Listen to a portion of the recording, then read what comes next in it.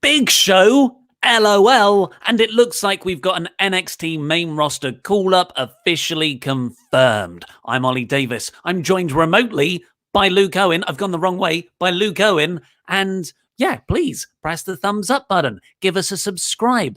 Watch all the other amazing videos we've put out over this very, very packed WrestleMania weekend.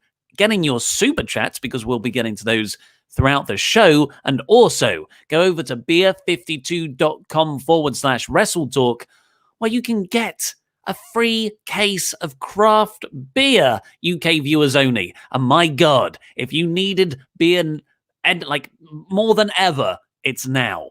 Unless, you know. It's delicious beer as well. I was sampling the beers over the weekend, and I've got to tell you this, Oliver Davis. Do you know what I had? Some delicious porters. I also have a delicious porter to have when we're reading Super Chats in a second, and it is called the Chocker Blocker Mocha Stout. Oh, very, very tasty. Yeah. What's my favourite coffee, Luke, apart from black? A mocha. It is a mocha, an oat milk mocha, because I'm lame. Right, so let's talk about the main event of not just Raw, but turns out WrestleMania 36 Part 2 /B Section 9X itself. Yeah. It's too big for 2 nights. Yeah, WrestleMania technically spread over 3 nights, it seems, because the main event of this show was first the same video recap package of Brock versus Drew that they played at the start of the episode, about as long as the match itself, I think. Yeah, I've written in my notes here. They recapped Drew versus Brock. I say recap. It was basically the whole match. You do 4 finishes. I do 4 finishes. I win. My finishes are better than your finishes. And then we had Drew McIntyre, like that they threw to, here's what happened after Mania went off air last night. Still, pretending like it's live, but who cares? I don't mind. And it was, in this world, it was 20 minutes after the Brock Lesnar versus Drew McIntyre match. So Drew comes out to the ring. He's got his title on his shoulder. He says now to not Renee Young's conducting the interview in the ring.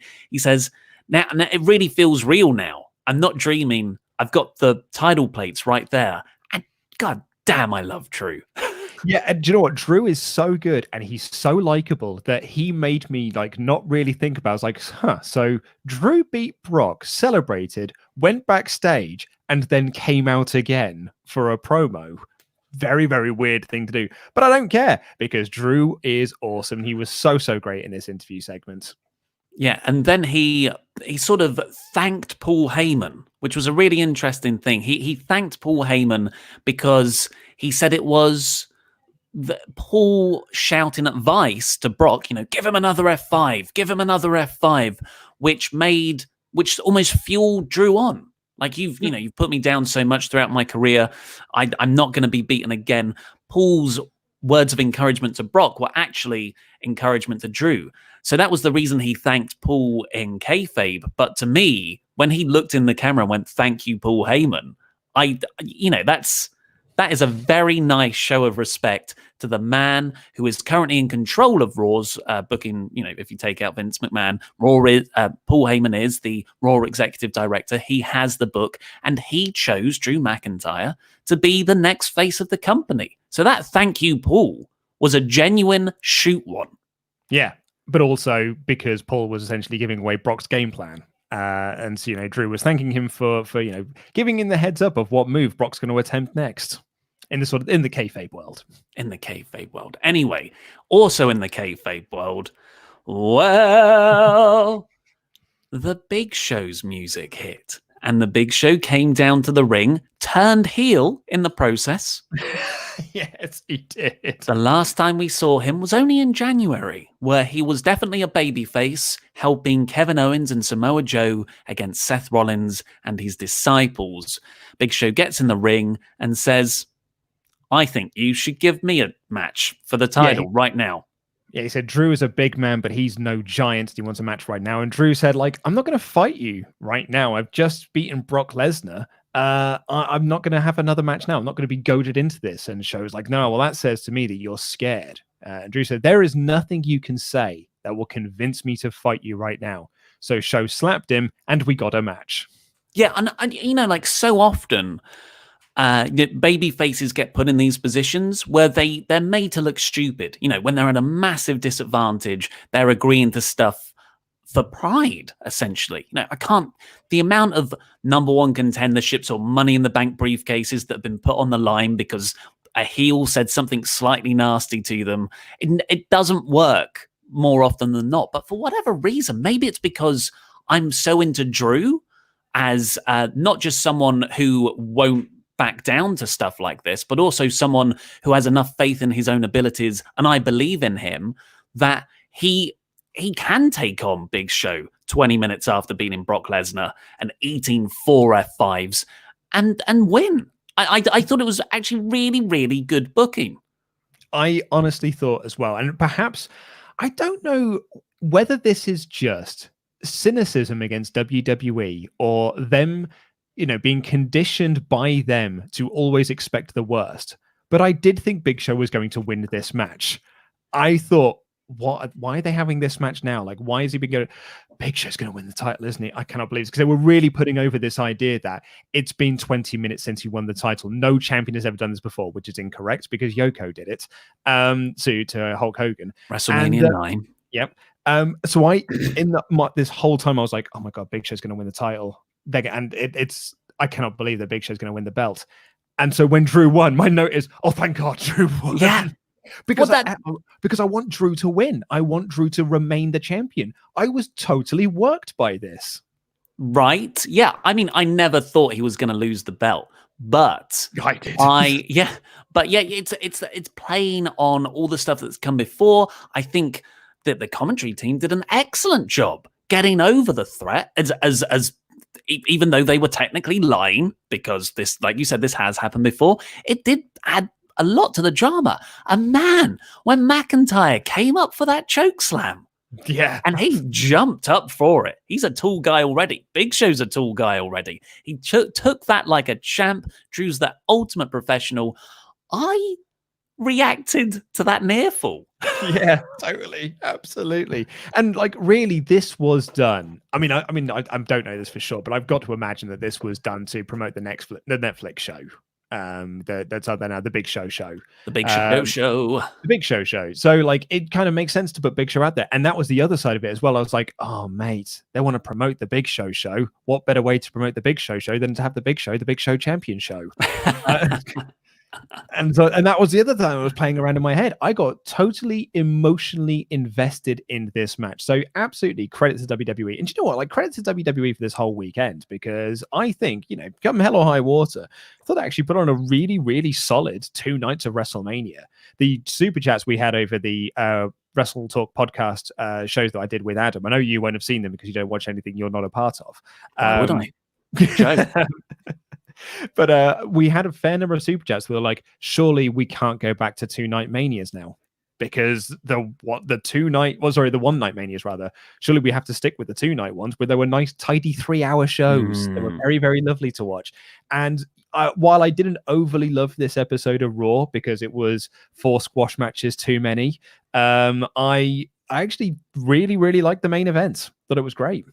It's interesting that WWE, all the great things about this weekend is stuff that would only work now. Like, I don't think you could do the Undertaker Boneyard match, the Firefly Funhouse match in an arena show, because you've just got, 70,000 people watching a TV screen for 20 minutes. It doesn't work for a live environment.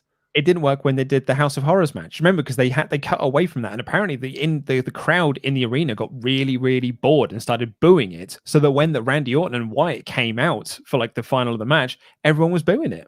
And that makes total sense. So what you do is you time your intermissions for those bit that you play live. But if this angle of Drew McIntyre versus Big Show was the final segment of the Raw after Mania, it's awful.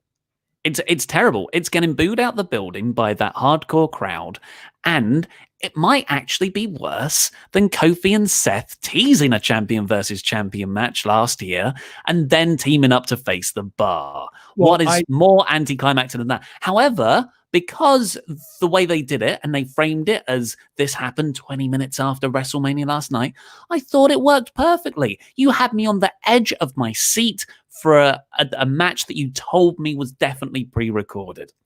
I will disagree with you slightly on that. I think this would have got over in front of a live crowd. Not the Raw After Mania crowd. I think the Raw After Mania crowd, they would have been really like, I think they all would have been like, oh my God, Big Show is going to win. And when Drew did win and he retained the title, I think that would have got a greater pop. I don't think it's fair to compare it to the tag match from last year, which was just like Disappointment City.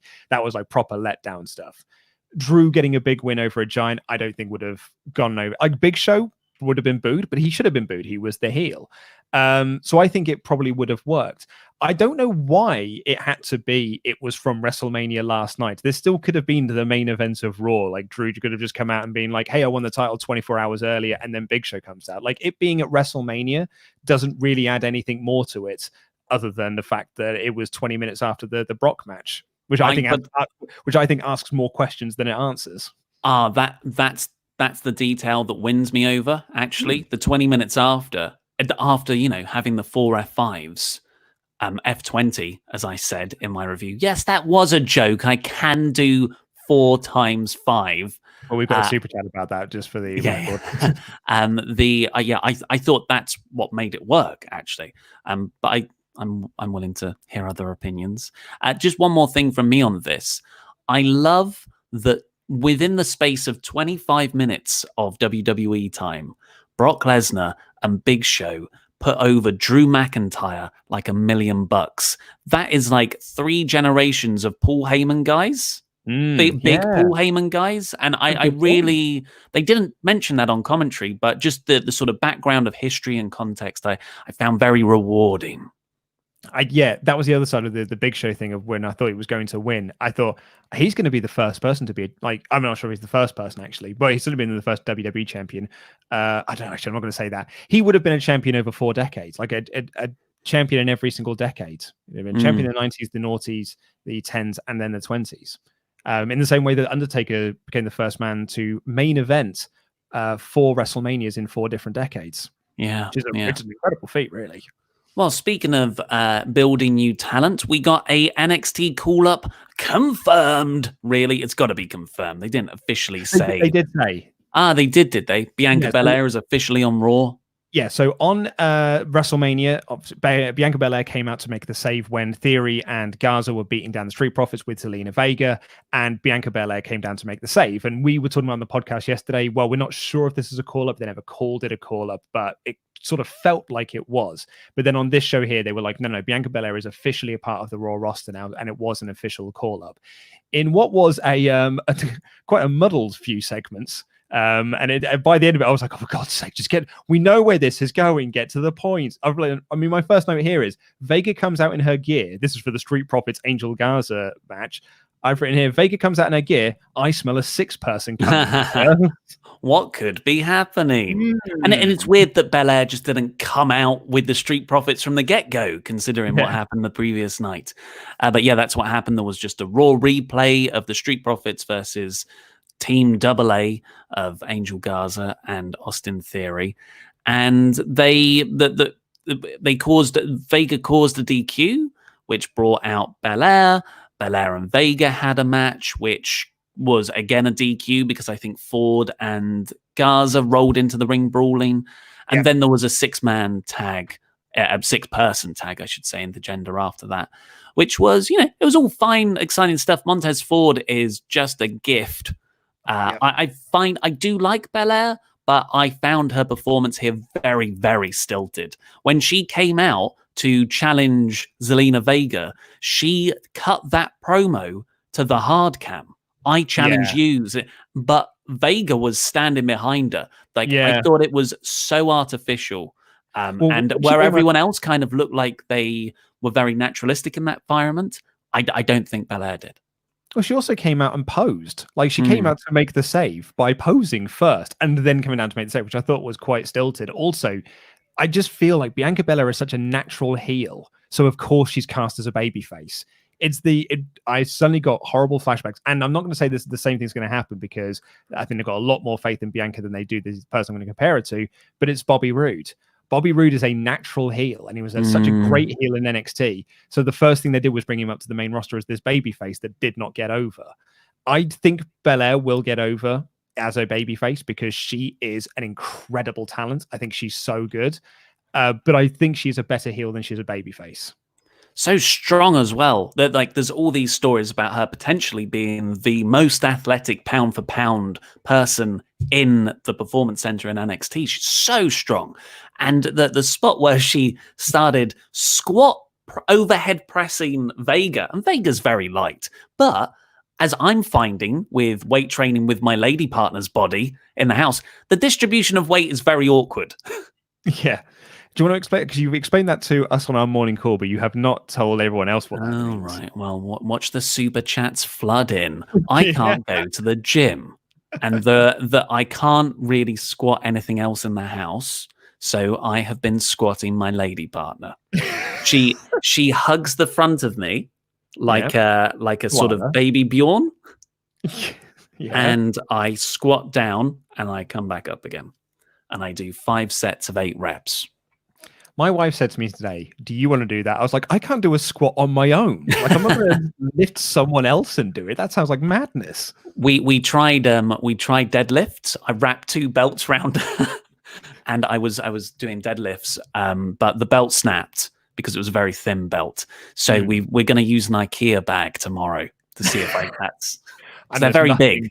I was going to say, well, also, there's nothing stronger on this planet than an IKEA bag. It's vibranium, adamantium, and IKEA bags. And WWE putting on shows. They're going to record SmackDown regardless. Yeah. What do you mean? You can't stop us if you don't know where we are. We'll talk about the 6-man a bit in the full review, but yeah, it did go on a bit too long. I agree. And Bel-Air pinned Vega. I guess she's gonna they're gonna build her up to face Becky or Baszler after that feud's done. Yeah. But yeah, I'm not. Years and years of WWE NXT main roster call-ups, or even Raw after Mania brand switches Apollo Crews doesn't fill me with optimism. So I warn in advance. I enjoyed all the people who weren't here before, but I am not in any way optimistic about their chances going forward. So excuse my pessimism. I think that's fine. But should we get into some super chats, mate? But hey, do you know what? Hey, Ollie, what do you like in this world? I like mocha and stout. Well, it's interesting you say that because one of my favorite things in the world is beer, and I really like free beer. So if I was someone like me who does like beer, I would certainly be clicking this link down here. There's also in the video description, beer52.com/WrestleTalk, and get myself a free case of craft beer. Only in the UK. Yes, only in the UK. Well, I mean, I'm English, so yeah, I can click that link and get my free case of craft beer. Although I'm so glad it's an essential service beer. That there is no more essential product that needs to be delivered right now. And I've been a subscriber to Beer 52 now for 5 years. I've been a Beer 52 subscriber, and I've loved every single box that I've had. I've had excellent customer service from them as well. I'm a big supporter and a big fan of Beer 52. So yeah, get yourself a free case of craft beer using the link below. Exclusive, because that's what we're into now. I don't know if you saw our exclusive story we broke earlier today, folks. We've arrived. Move aside, Meltzer. That the guys are big wrestling fans. Yeah, they are. When I was talking to, I won't say his name, but one of the guys in Beer 52, he was running down this CZW card from 2009. He's like, you got to watch this show. I'm like, I just like WWE, brah. But I'm going to sample this. What is it called again? Chocker Blocker Mocha. Tell me about it, mate. Tell me all about it. I drank all of the beers over the WrestleMania live stream. So yeah. So I need you to tell me what's in it. Oh, it smells so good.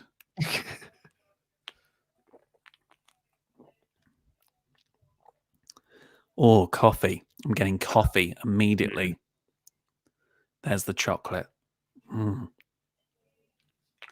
Oh, this is riveting. Oh, yes. Yes.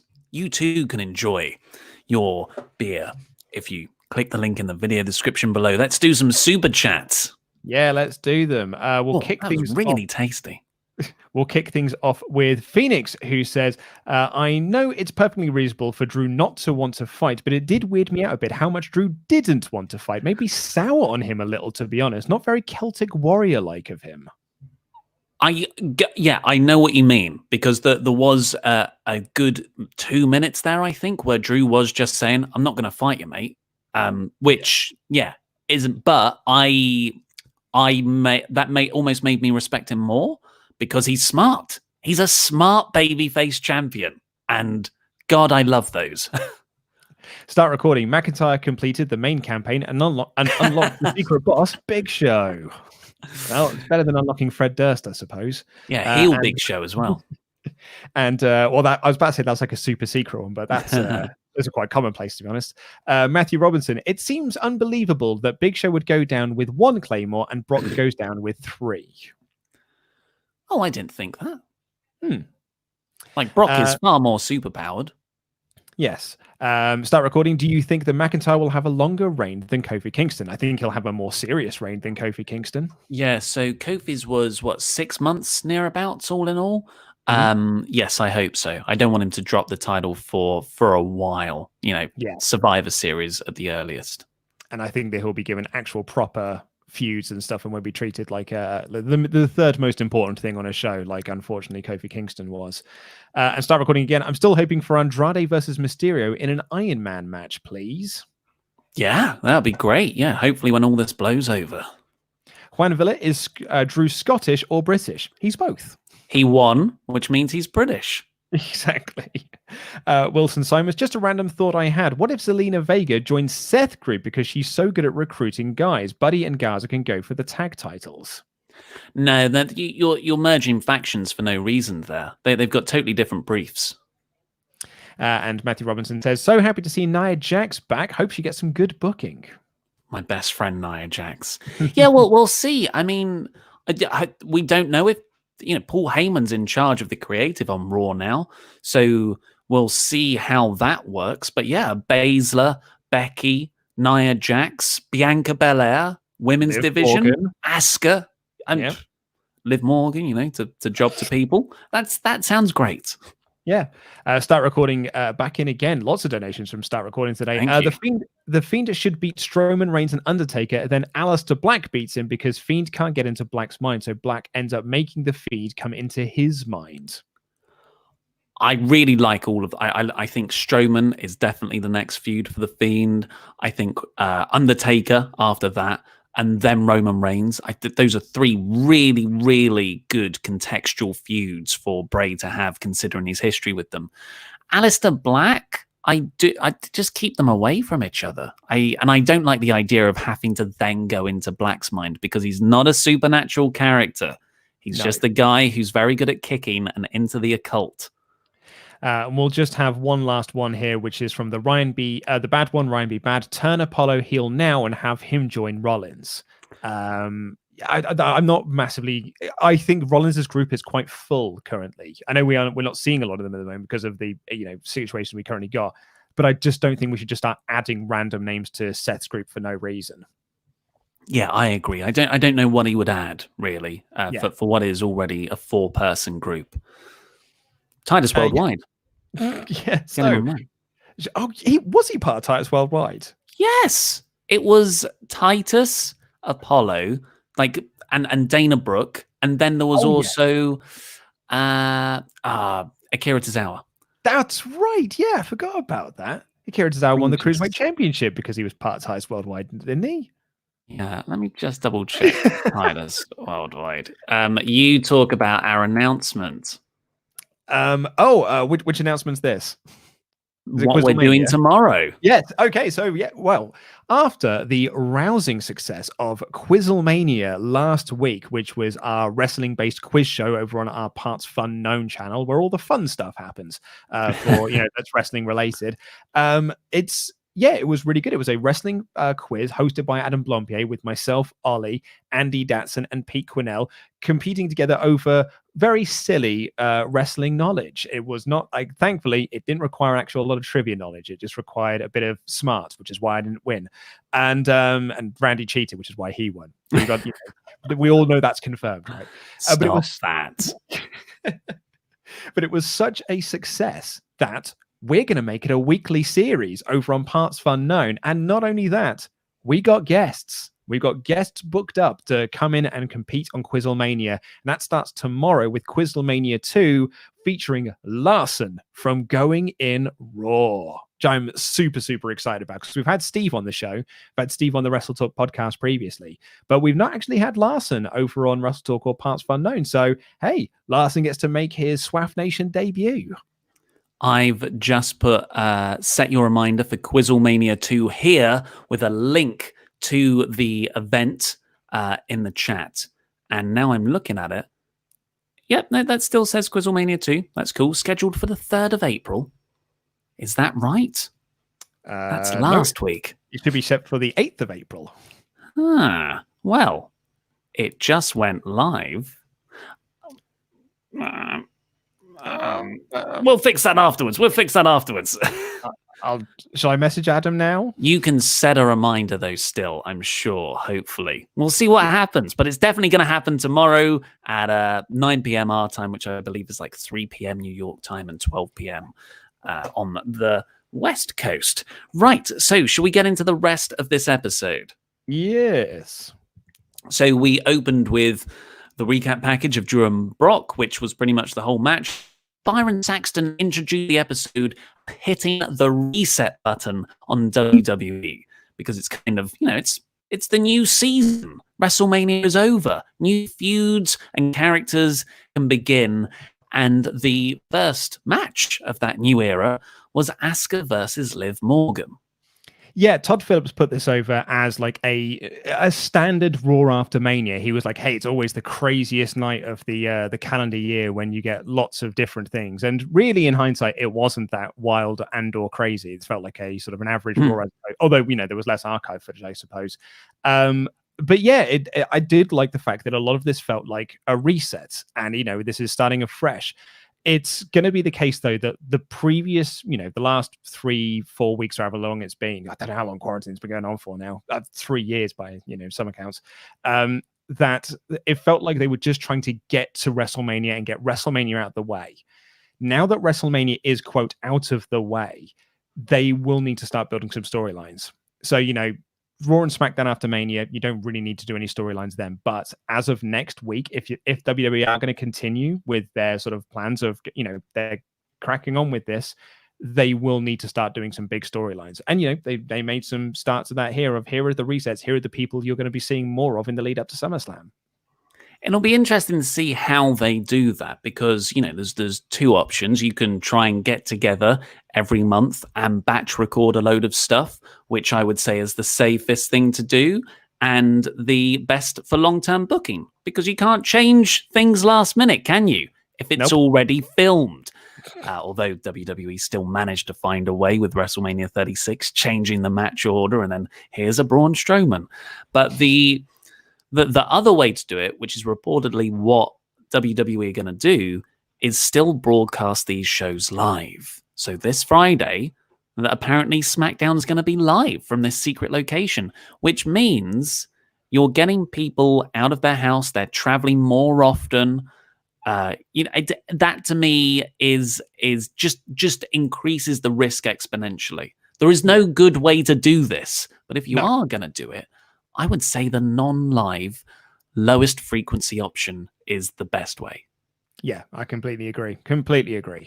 But with Asuka and with Asuka and Liv Morgan here, I thought Liv looked good. This was a good match. I would say I do like Liv, but I wouldn't be surprised if this was about 70% Asuka because she is one of the best wrestlers in the whole company, out like the world, to be honest. And I just got that Asuka beat Liv Morgan at the end of it. Did she make a tap? She made a tap out with the Asuka lock, yeah. So that doesn't fill me with confidence for this new era for Liv Morgan. I think Liv's got a really decent moveset. I really like a lot of the moves that she does. And I quite like the selling of the Ascalog of Liv trying to, fight out for it as long as possible. And I thought that they teased out the Ascalog for, a really nice period of time. My problem I have now with Liv is that while I like Liv and I like her moveset and I like her look and I like, the way she just carries herself around in the ring, I've been given no reason to care. Because they had all these, weeks of promo packages of hyping up the return of Emelina. Then she came out in a storyline she wasn't really supposed to be a part of. Then she was just dropped from that storyline. They started doing something with Ruby Riott, which has just been dropped.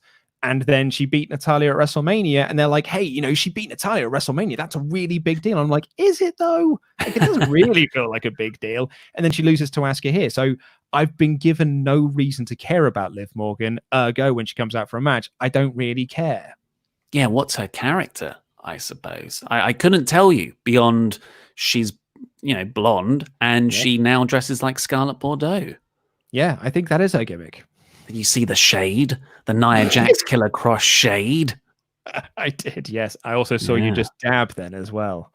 I'm down with the kids. I'm watching so much interwebs now. I'm up with all the memes.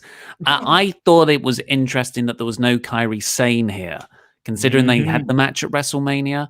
Apparently, Kairi was in Japan for a lot of these tapings because she just got married. So they saved the Kabuki Warriors tag at Mania until the very last moment for when she got back. So maybe this match was actually filmed before the WrestleMania match. Oh, well, she did come out without the title, yeah. Yeah, so that might be why Kairi wasn't here. But everything that's happened since TLC with that concussion and then the Charlotte Flair stuff, the reports that Kairi's looking elsewhere, Stardom have publicly said they want her back, her contract's up very soon. I think Kairi Sane's off. So do I. Yeah, I think we've seen I'm not sure if we've seen the last of Kairi Sane, but I don't think we'll be seeing her this time next year in WWE. Squashed by Nia Jax in 2 weeks' time, I think. Oh dear. Well, could be. Then we got a WrestleMania 37 promo for Hollywood. Really fun stuff. They kind of replaced famous landmarks with various catchphrases. Let's hope they can run shows by then. And then we got they did this a lot. They played an interview clip that was recorded sort of immediately after the WrestleMania match of the person involved. So Charlie Caruso was then shown speaking to Becky Lynch like 20 minutes after her match with Shayna Baszler. Not a big show in sight, don't worry. But Becky just spent the time putting over Shayna. And then it cuts to Shayna. Yeah, and then it cuts. Shame she didn't do that in the actual match. But then it cuts to Shayna, who's just saying the words, the agony of my defeat over and over again. And she says, I will make Becky Lynch feel the agony of my defeat. We haven't spoken, me and Luke haven't spoken about WrestleMania and our thoughts. I thought the Becky Lynch Shayna match was the second worst thing of the entire weekend.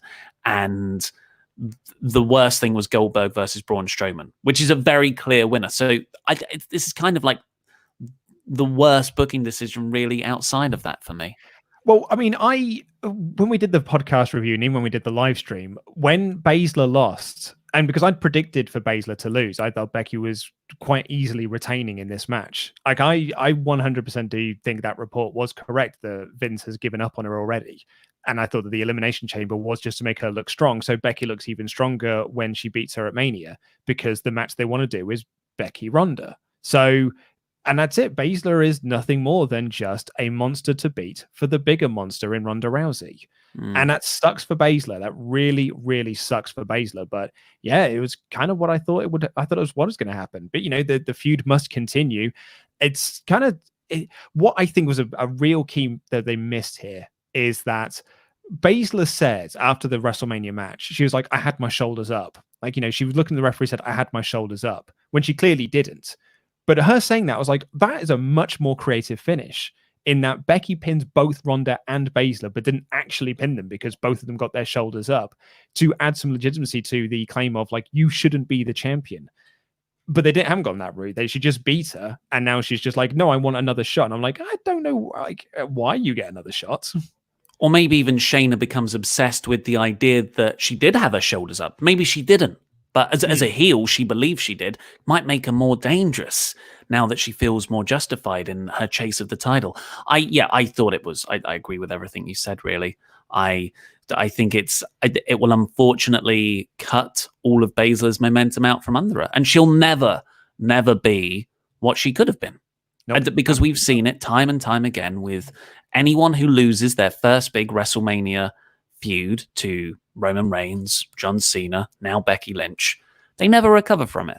And that's a real shame. So here's pessimistic Ollie number 2 after the Liv Morgan stuff. After that, we got Street Profits and Austin Theory and Angel Garza in a hour-long segment with 3 different matches.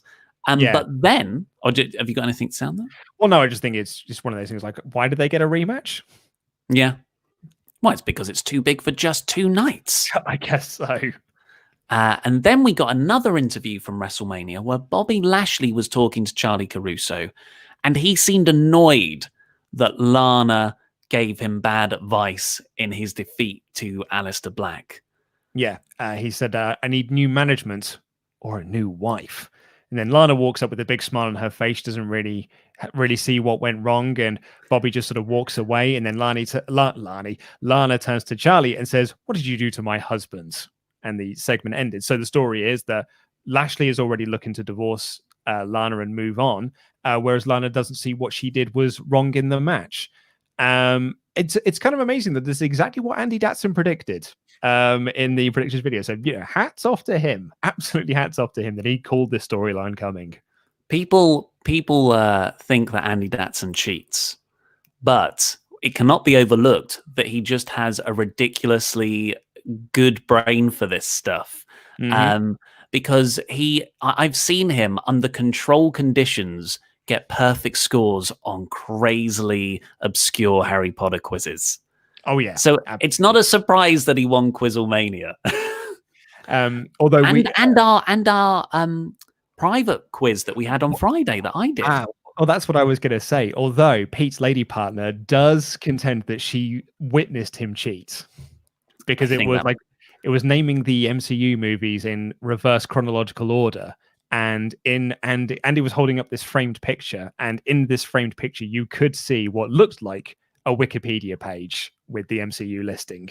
But could have been anything. You got to give the benefit of the doubt. And he did just watch all of the MCU over Christmas.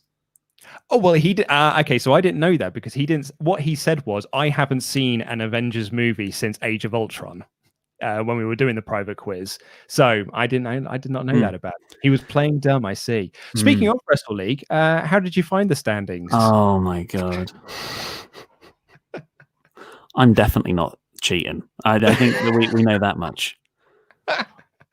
Yeah, I came very, very much last. So not very much last. You lost 3 points, I think you lost by, right? Yeah.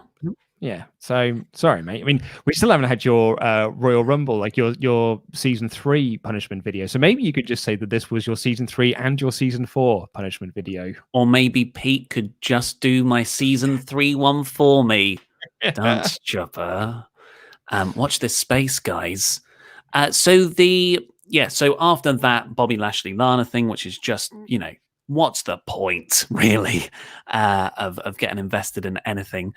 We had Alistair Black versus Apollo Crews, which was, when this match started, I was like, oh, okay, Apollo Crews is on Raw now.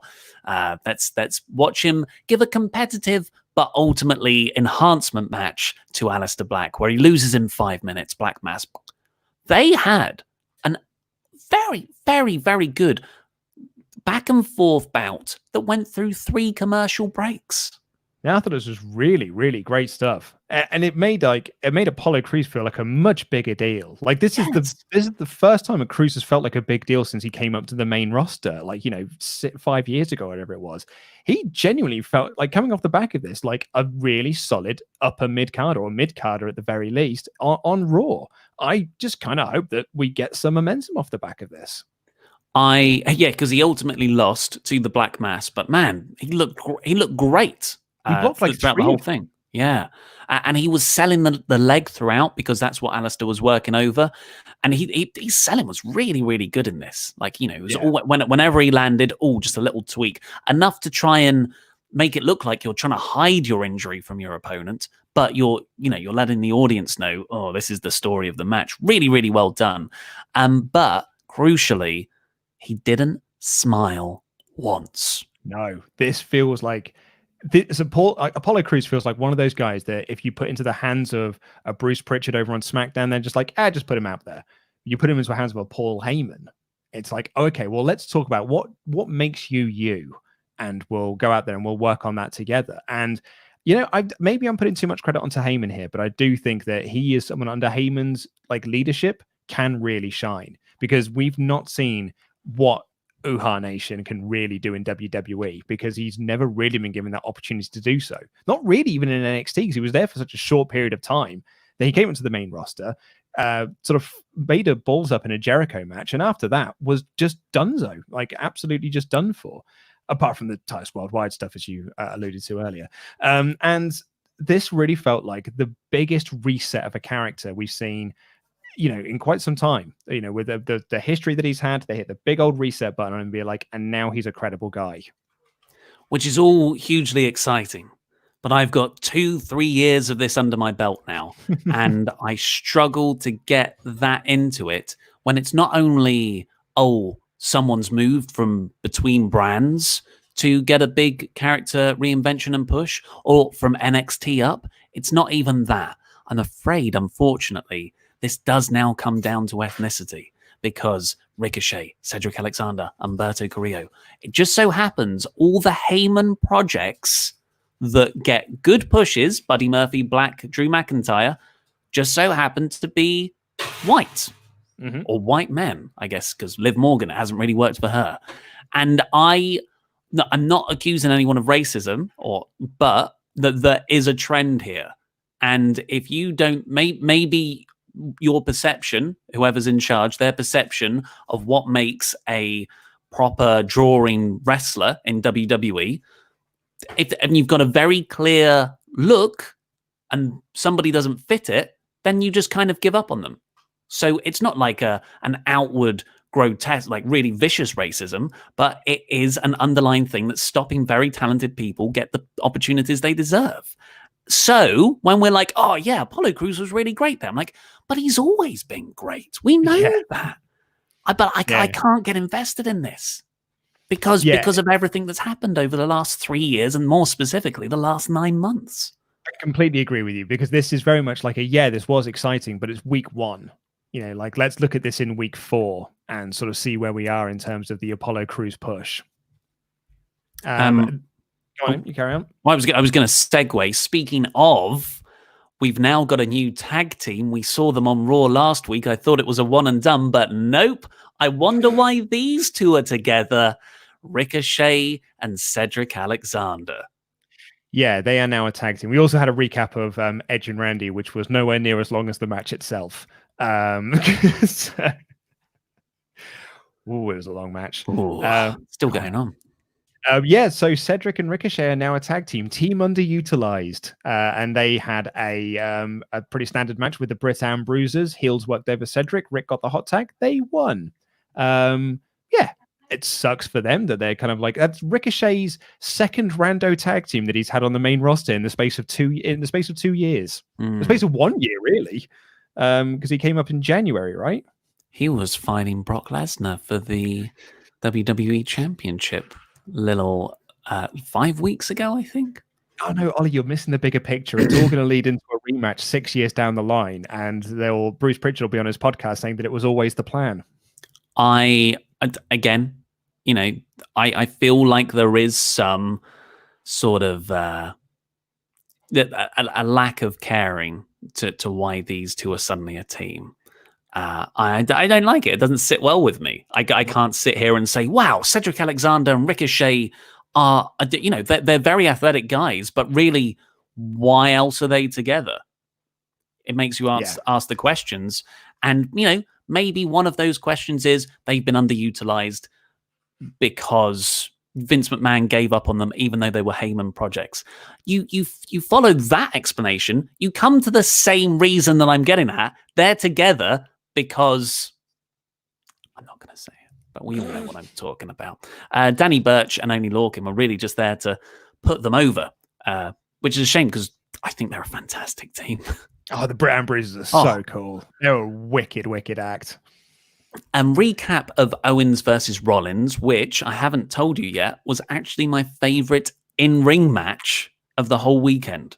Loved it. That's interesting. So it was my second favorite. Rhea Charlotte was my favorite in-ring match of the weekend. But yeah, Rollins Owens is a very, very close second, particularly because I got massively worked during that match with the DQ finish. And I was like, oh God, this company's lame. And then it turned into a brilliant, I was like, I completely got worked by that. Massive thumbs up to you guys. Exactly the same thing happened to me. And Brian Alvarez. We're in good company. So after that, KO gave an interview in a car park. He's tweeted out his wife shot that promo. Really? Yeah. Oh. Yeah, so that's good, sort of using minimal crew. Can I put a bit of a dampener on this? Can I pour a bucket of scorn over this otherwise very good trailer? Pour away. The very good promo. The central thesis of this promo was, you gave me hell for 5 months, but it was all worth it because I got a WrestleMania moment. Bit marky. It's a bit marky for me, mate. Surely it was all worth it because you got to beat him, and you got to beat him at WrestleMania twice in one night, not you got to jump off a sign that will be used in video packages and you got to have a WrestleMania moment. Yeah, I don't like that aspect of the promo. You're totally right. Yeah, it should be all about, I exposed you, Seth Rollins, for the fraud you are, which would have played a lot better with the next match, which I'm so into Seth's character. Everything he's done since November has been perfect, really. He comes out after losing on Saturday to Kevin Owens. He is just like gingerly walking down to the ring, and he's managing to get both dejected and very pissed off at the same time, which are exactly right. Completely opposite emotions. I've written here, Seth Rollins comes out sad / angry. That's very difficult to get across, and he got both of those things across. I thought it was a masterful bit of acting on his part, and they were really putting over on commentary. He lost twice at WrestleMania, and he just very, very angrily beat up this dude who I think his name was Denzel Danger. Denzel Dejournette. Oh, sorry. I thought it said Denzel Danger. And I was like, what a great baddie name that is. And he hit the stomp for the win. Yeah. It was really, really good. I thought Seth was excellent here. Then we got Nia Jax returning from over a year out with injury. And she squashed NXT's Donna Purrazzo with Paige's old Rampage move. Paige has tweeted that she has given Nia the move, officially handed over, which is very nice. Sort of interesting. Puts to bed any of the Paige return rumors if she's given away moves like that. But yeah, really good to see Nia Jax back. It wasn't really a killer angle or anything, but she's there, and that's a really good Raw Women's division that Becky can beat. Yes, before Ronda gets back. Then we got a recap of the AJ Styles Undertaker match. Then Humberto Carrillo took on an Australian wrestler called Brendan Vink. He's been on TV before. I think it was on Raw last week, in fact. I think he's had announced a black squash match. I'm pretty sure Brendan Vink's been on TV before, but this was our 4th squash match in a row. And this is where I was really starting to get quite tired of this episode of Raw, because, 1 squash is fine. 2 is, you're starting to push it. 3 is really pushing. And then when you get to a 4th, I'm like, oh, you've run out of ideas. And particularly when you've got Todd Phillips at the start of this show talking about how it's the most wild and unpredictable show of the year, 4 squash matches back to back is quite lazy. Yeah, with, at the end of the day, no offense to anyone on here, but, very little star power. All the star power we got, Edge, Randy Orton, Undertaker, was video packages or interviews from 2 nights beforehand. So it did feel really like even Drew McIntyre, that wasn't tonight, that was last night. So yeah, it felt really lacking, and I don't like that they're almost abusing NXT and the Performance Center. I was like, oh, You over there, come here. I Yeah. need a squash match. So I just think they've got to say to the USA Network, look, we need to make these shows 2 hours. Yeah. I know we've got a contract and everything, but we can't keep making 3-hour content. Not with the lack of talent that we've got access to. It'll be interesting. Do you want to do a prediction? Because then it was a Drew McIntyre stuff that we've already covered. Do you want to do a prediction on ratings for Raw after Mania? Typically the highest rating episode of the year. So I think we're going to see a bump from last week. Me and Laurie talked about this on the magazine podcast last week, which was, why are ratings falling? Because initially with these empty arena things, there was this sort of spike in not interest, but certainly sort of curiosity of what do these empty arena shows look like? And then they didn't really come back for them. And it's interesting because when they did WrestleMania 30 on ESPN, it posted a really, really great rating. And the belief in WWE was that audience there, this sort of newfound audience, was going to tune in to Raw and SmackDown, but they didn't. But I do wonder, I think that this will do a better rating than it did last week. I think it will certainly do over 2 million viewers, whereas last week's did under. And I think it will be the post-WrestleMania curiosity. Whether they stick around for hour 3 is a different matter.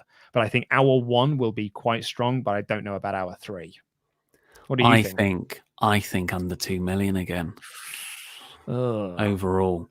But we'll see. Overall, I thought this episode was, even with the circumstances, it was still an average show, I thought. Yeah, I'd just gone 3 out of 5. Maybe I really enjoyed the Alistair Black Apollo Cruz match, and I really enjoyed the main event. But apart from that, it was squash match, steady and recaps, and it was just a bit too skippable, which you don't really want to say about a Raw after WrestleMania. Well, let's do our Pledge Hammer shout-outs before we get into the rest of your super chats. Hey, Luke, what are the Patreon fans going to get this month? Well, after last month's epic review of WrestleMania 26 and an excellent episode of WrestleTalk After Dark, where we played a Sonic Choose Your Own Adventure book from 1993, this month, our WrestleTalk Pledge Hammers are going to get our review of WrestleMania 21. WrestleMania goes Hollywood, man. It's the genesis of Cena and Batista. A really, really interesting show to look back on with, 15 years of hindsight.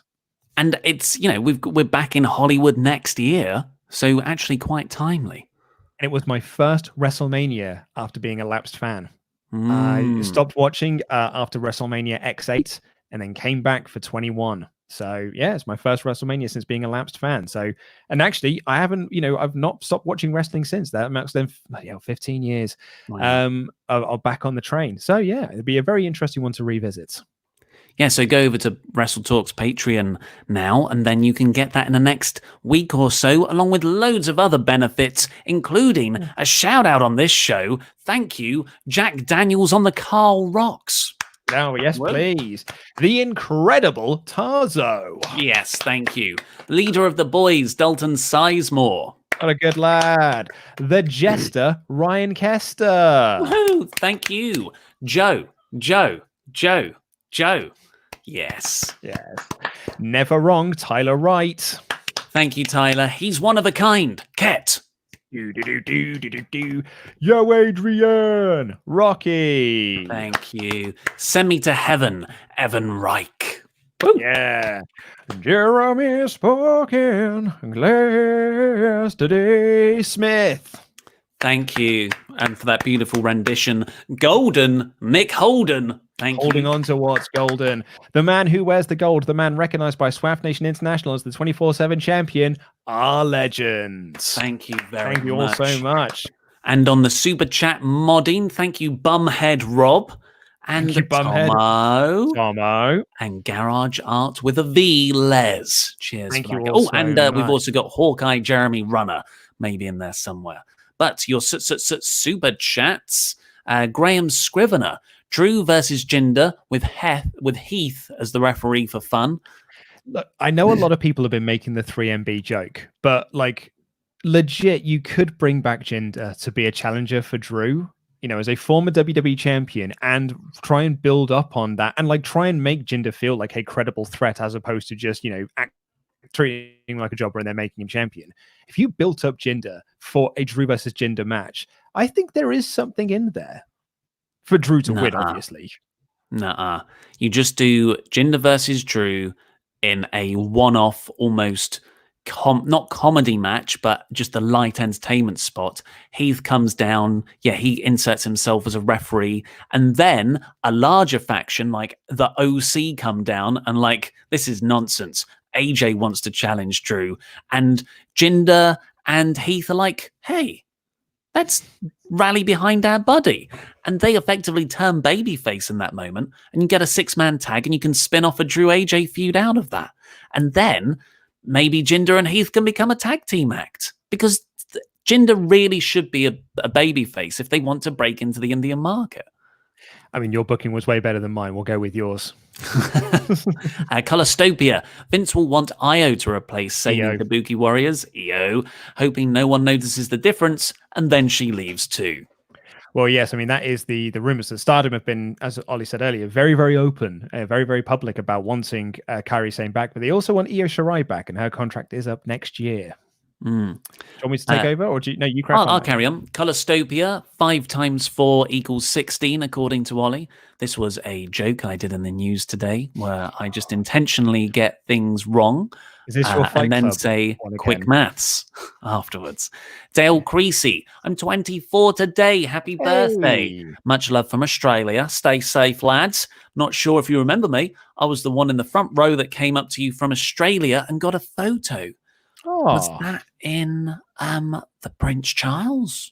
Might be. I can't quite remember. Like the front row from, it could have been a front row from MediaCon. Yeah, MediaCon too. Could have been from various different places, but still, happy birthday, Dale. And thank you very much for coming to see us.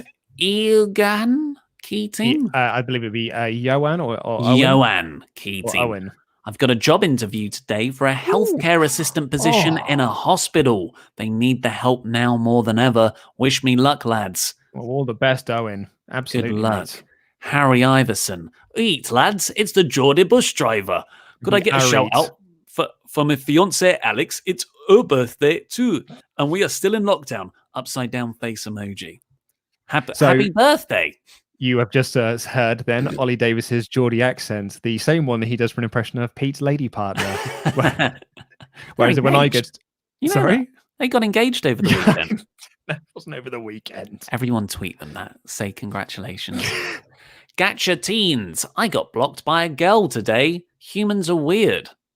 I mean, it depends on what you did, I suppose. Let's carry on. Juan Villa. Speaking of beers, do you guys have any Coronas, Modelos, Heinekens?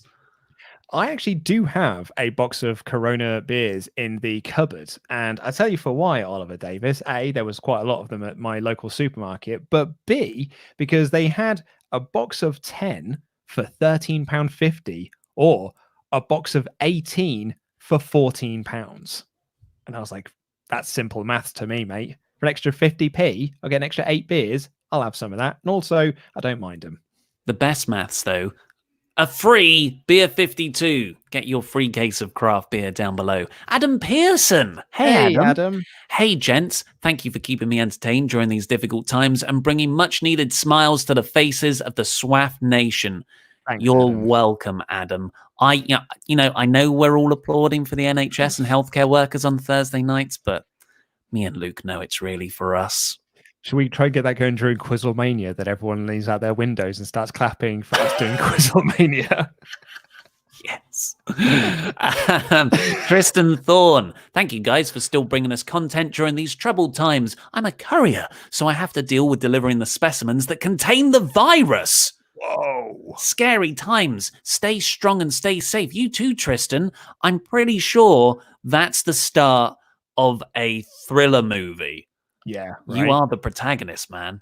And your name's Tristan Thorne? That's cool.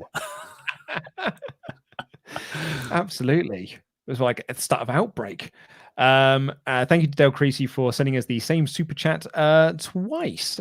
Thank you very much, my friend. We also had a Japanese name saying Quizzlemania is one of the funniest contents you guys have ever put out. So excited for the next one. Haha. By the way, it's Taiwanese, not Japanese, Luke. I do apologize. I'm very, very stupid. Just as bad as Vince. And thank you to Greg Williams for your donation. We've got a last-minute super chat in from Gabriel Reyes, who said they mentioned draft picks were expiring. I've no idea how they even plan on entertaining the idea of a draft during this time. I don't think they know either. Oh, okay, so can I make a bold prediction here? That was a nonsense line added in by commentary to explain why Apollo Crews was there. That wasn't actually the plan all along. It was just like, well, Apollo Crews is available. The draft picks are expiring. There you go. It's one line of dialogue and we fixed the issue. Yeah.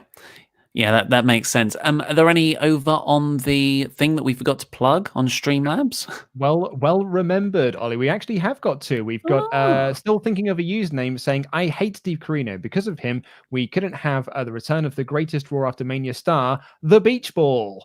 Also, if I'm not mistaken, there were no repeat matches from other events on this show. Is that the first since this whole thing started? It is, yeah. It's the first time they had no archive footage, just lots of video packages of the night previous, which, you know, they would have had on a regular Raw After Mania. Yeah. And gone. No, I was going to say, and there was another one. Oh, sorry. I thought you wanted to talk about Beach Ball. Nate Drop Surname is our last one here. Long-term booking. Apollo was the last piece of that Alexa Bliss trade. He came over from Acquire's draft pick set to expire. LOL. No, I'm pretty sure Raw got Brock. They traded Alexa Bliss and Nikki Cross to get Brock, which is a really smart trade on SmackDown's side. Yeah, wasn't well thought out there. Well, thank you everyone all so much for your super chats and for joining us today. Me and Luke are now actually going to stretch. Not on this stream, but maybe we'll include that as a Patreon extra. No, Luke is going to lead a stretching session. Well, it was your idea. Well, I know it was my idea, but like, I just thought it'd be a good thing to do. I'll have a look. I'll have a Google. I'll find something. So me, Laurie, Luke, Andy, Pete, Adam, who is the bendiest of them all?